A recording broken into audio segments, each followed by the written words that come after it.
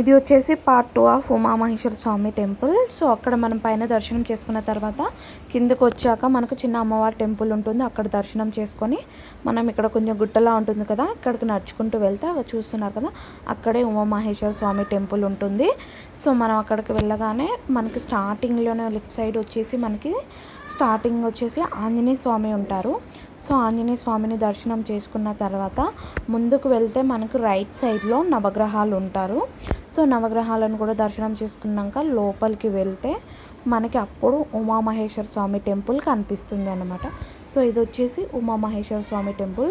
Space అయితే చాలా పెద్దగా ఉంది, బాగుంది కూడా. అండ్ ఇక్కడ మనకి చల్లగా కూర్చోవడానికి అటు సైడ్ ప్లేస్ కూడా ఉంది, మంచిగా ఉంది. అండ్ ఇదే ఉమామహేశ్వర స్వామి టెంపుల్, అక్కడంతా కూర్చోవచ్చు.